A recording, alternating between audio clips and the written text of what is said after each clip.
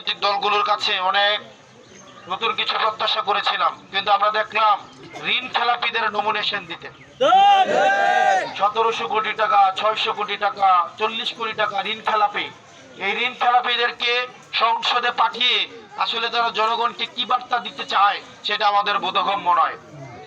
যারা জনগণের টাকা মেরে দিচ্ছে, যারা ট্যাক্সের টাকা মেরে দিচ্ছে, তারা কিভাবে তারা সংসদে গিয়ে মূলত তাদের এই ঋণটাকে তারা যেন না দিতে হয় সেটার বন্দোবস্ত তারা করবে।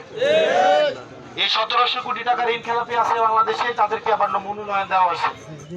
1200 কোটি টাকা দেশের টাকা, আপনার টাকা, আমার টাকা, ট্যাক্সের সংসদ সদস্য হয়ে আবার ওরা যেন ঋণটাকে মাইরে দিতে পারে সেই ধরনের আইন ওরা বানাবে। সেজন্য আপনার ব্যালটের মধ্য দিয়ে আমাদের এই ঋণ খেলাপিদেরকে আবার না বলতে হবে। আপনারা ভালো থাকবেন, সুস্থ থাকবেন, হাদি ভাইয়ের জন্য দোয়া করবেন, হাদি ভাইয়ের জন্য মুনাজাত, আমাদের মুনাজাতকে করবেন।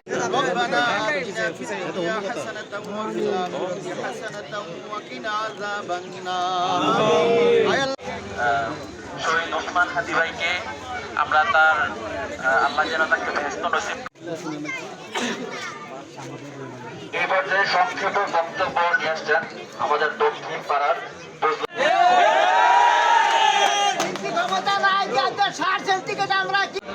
তারপরে আমরা হাদি ভাইয়ের পরে আমরা এমন একটা মানুষ পেয়েছি আসনাদ ভাই। আসনাদ ভাই আমি তো মাঝে মাঝে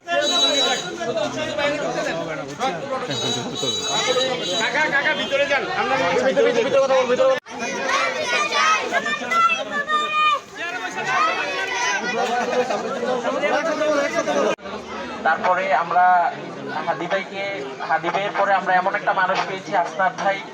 আসনাদ ভাই আমি তো মাঝে মাঝে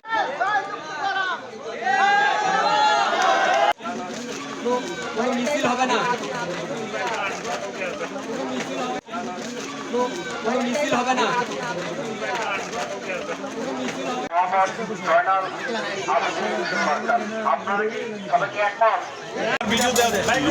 আমি তো ভিডিও পাই লাই, এটা তখন আমার এলাকায় আমি তখন আমি কই বিকেলে চালা যাই না।